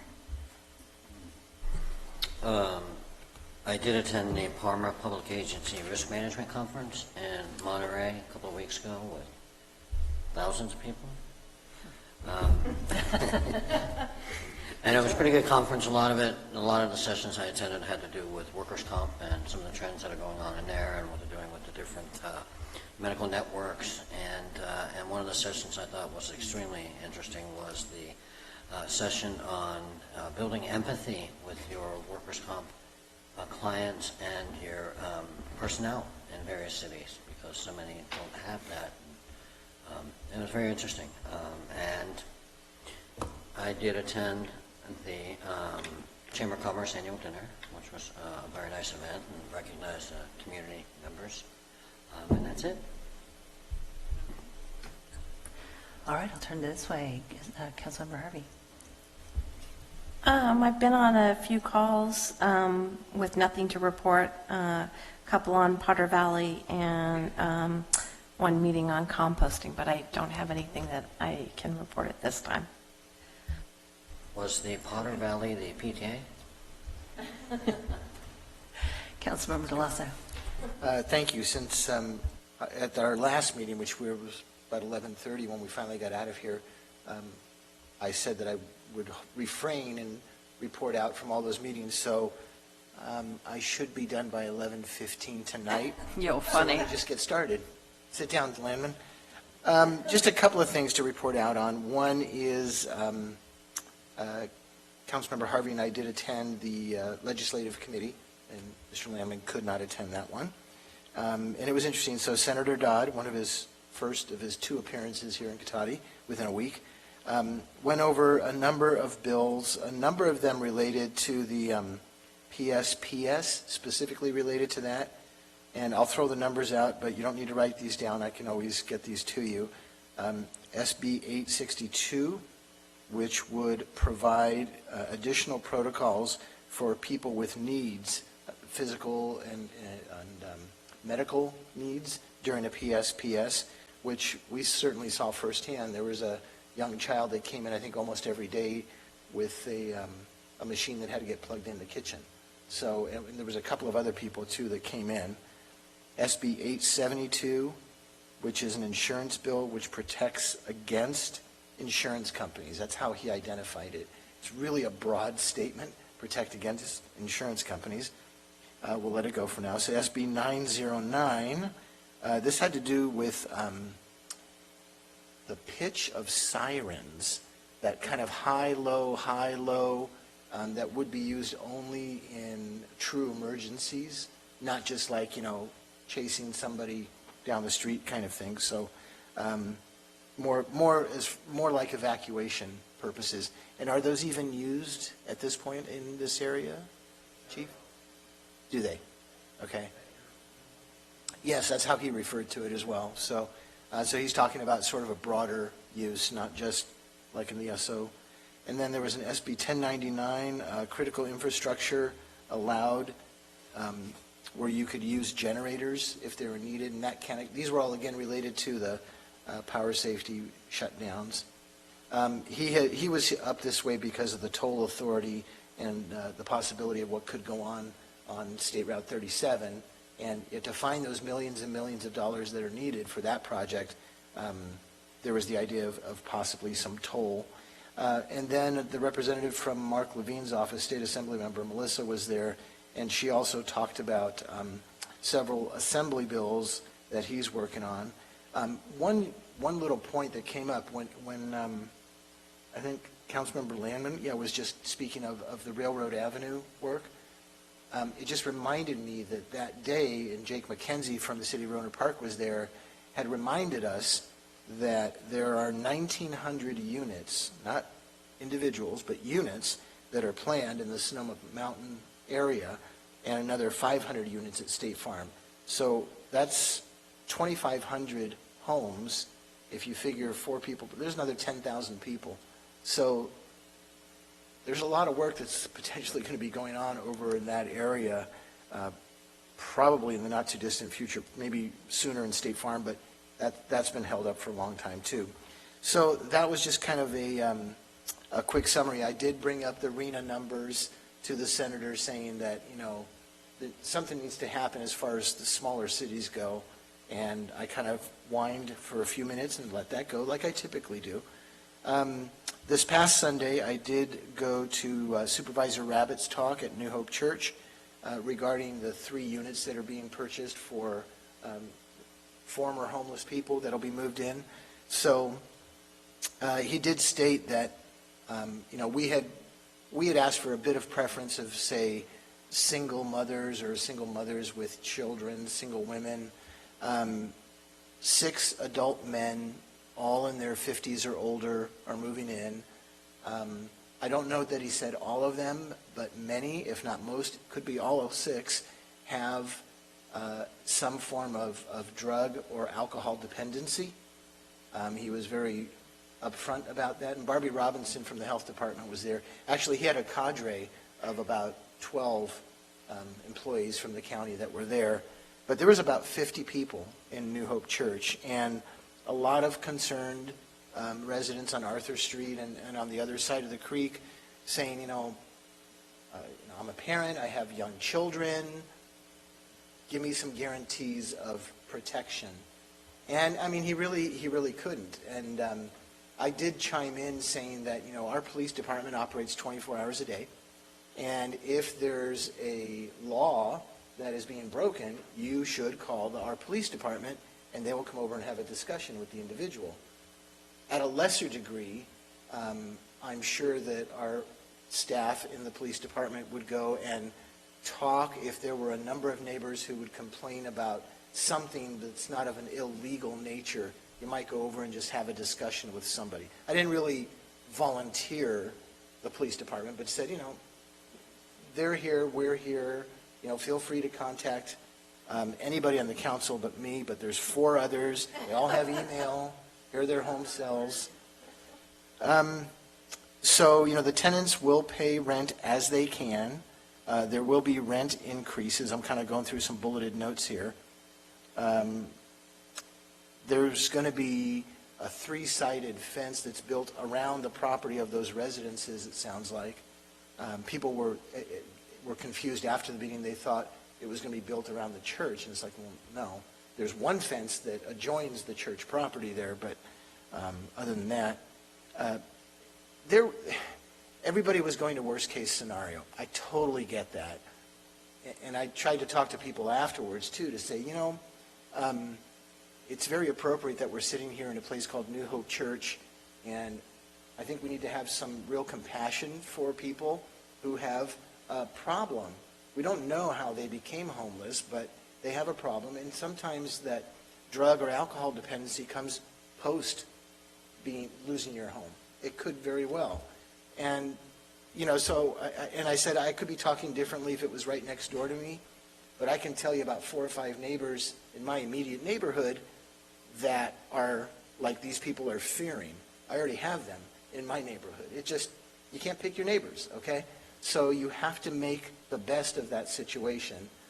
And I didn't want to, but I also said, I'm not discounting your concerns. They're legitimate. The supervisor really didn't have any answers, for those kinds of questions. I don't know how you could answer them. And I did say that if we find out that one of those 6 is problematic in some way, always, loud noises, we've got ordinances in place. And worst case scenario, we will talk to the county and say, this individual, it's not working out. We need to find somebody else to bring in here. And I'm sure they'll have a cadre of people that they could, in theory, choose from. Couple of interesting brief notes. I'm trying to read through my chicken scratch. Is that California hosts 47% of the homeless people in the United States. Didn't know that.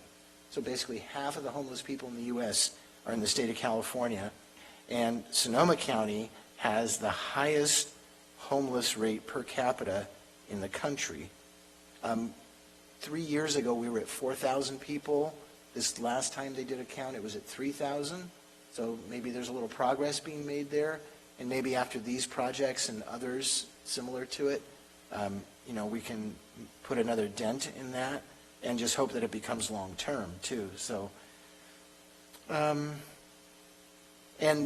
another question did come up that, were the people who were in those homes evicted, and they were not evicted. The property owner sold the property, told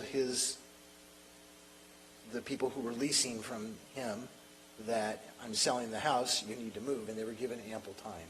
So should that question come up, that was not the case. All right, that's all on that. And also back at late February, we had our monthly Ag and Open Space meeting, which we did cancel Thursday's meeting upcoming for part of the reason was, I was told, for coronavirus activities. But secondly, they're kind of on the last chapter, if you will, of writing the Vital Lands Initiative and then presenting it to the Board of Supervisors. So they just asked, could we skip this? So nothing earth-shattering from that meeting, just continued property acquisition and all that kind of good work. And it's not even 11, but I'm done. So it was good. Could I clarify something that my colleague mentioned? Sure, Councilwoman Lehman. I know we in the city, and you shared a communication recently, this weekend actually, that actually really surprised me related to this, and it was described there that the people selected to move into these houses were 6 men, 50 plus, all with what was described as severe and persistent mental illness. That's what we got from the county. And this wasn't families that needed help, as we were discussing here. It's certainly not those who are ready to step out and graduate and hopefully get back into a better life. That sounds very, very problematic from a neighborhood perspective, and I'm not happy about the change. In particular, because I noticed in the county's perspective, and I mentioned this here, they had a house manager position, and one of the rooms was scheduled to be used for a house manager, somebody to be essentially a den mother, to watch over things, keep an eye on things. And they have not filled and they have not done that. And I do not believe it's 24/7 management, just when you have property management dropping by or social workers dropping by once a day, perhaps. That's not management. And I have to say, I know I'd asked the city manager, I'd reply back personally, I'd like to get some answers, because if I lived in the neighborhood, that's a completely different thing than what we were told. And I think there's some legitimate concerns personally about that. It's not what was proposed to us here at this meeting just a few months ago. And now that the attention was off, all of a sudden, it's completely different. And I'm not sure what options we may or may not have to try and push towards, if they want to have a more concerting selection of candidates to live in these particular units, then I think they need to step up to a slightly higher level of management. Either that or then step back to what was essentially, if not promised, at least expressed to us, which was people who would fit well in a neighborhood who are ready to step back with some deserved help to get back into a more normal life. And I'm supportive of either way, but I think just dropping this in the middle of the neighborhood is really asking for trouble for the neighbors, and it's also, frankly, setting people up for failure. So I don't know if you have any comment or any updates since this came out on the weekend, but I was much less sanguine about it. Just a couple points I'll just add, I think. The only thing new on this is that I am told that the individuals moving into this house, our houses are currently in group homes throughout the county without on-site operators, but have intensive care plans. And they're supposedly successful in their living environments, and they meet with their care managers frequently, daily or 2 times per day, to address needs and medications and so forth. These are not people who were homeless then on the Redota Trail. These are people who are already housed somewhere else that are now moving here? Because that's again different than what we were told. Right. That's from the county administrator. That's what I hear. We try to keep in touch with staff there, but staff are kind of, at the county, are rotating out so quickly that it's hard to keep a consistent contact. This is a story that keeps changing every time we ask, it seems like. And I get when you're doing something new, sometimes it's hard to get all the details settled in, but by now, it shouldn't be morphing so fluidly and regularly. Yeah, it's something that I still need to follow up with them on, the county on. I would like to see if there's something we can do to make sure this is a more successful outcome and something that fits better in the neighborhood with whatever limited options we have. At least I'd personally be supportive of that, because I don't think this is probably what was really expressed to those people even at that meeting. And I have a feeling they deserve to hear this and know about this. Well, I will say the people who did attend, and again, there was probably a good 50 people in there, and you can subtract probably 10 or 12 being county staff.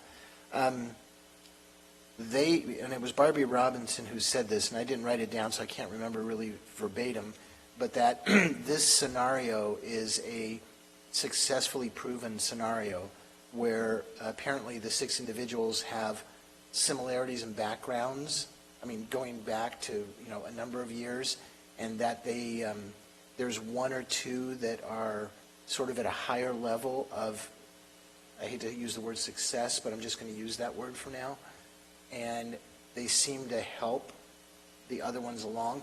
I'm just saying these were the words used, but it was a very different scenario, and I tried to get the opportunity to talk to the supervisor afterwards because I had time before, but then after I heard this, I wanted to follow up on it, but he was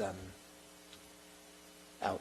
Probably makes sense when you have pitchforks and torches following behind you rapidly. Yeah, and again, the people who had concerns, they voiced them. I mean, there was several people who stood up multiple times with questions, and so that was good. And I talked to at least 2 or 3 of them afterwards, and they seemed hesitant, but willing to, give this a try. And I just said, you need to keep us in the city in the loop, not just the county, because we want to hear what's going on if we're not hearing it through other channels.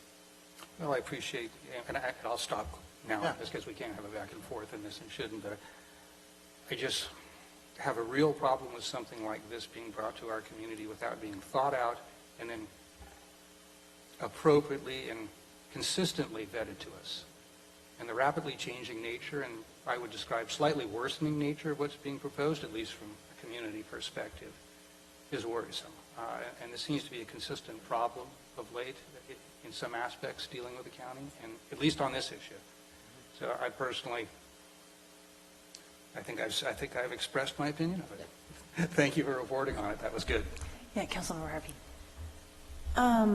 I guess, City Manager, I would ask that you keep an eye on this situation since it is pretty fluid, and I'm imagining that when there are issues that our police department will be called, and so if we can sort of monitor that, and if we see patterns start happening, that we kind of jump on it as quickly as we can. Okay. And then I just had 2 very quick report outs. I attended the chamber dinner as well. And actually, you were there as well. So that was a very nice evening to spend with everybody and checking in. And then I also, for the first time ever, attended the Miss Sonoma County Scholarship Fund event on March 7th. So that was really interesting and saw a lot of people there. So with that, we will move on to public comment on non-action items. Seeing nobody from the public, I will close public comment on non-action agenda items. Ask if there was anything received after the agenda was posted. So there is nothing. And we will adjourn the meeting at 9:03 p.m. Thank you so much.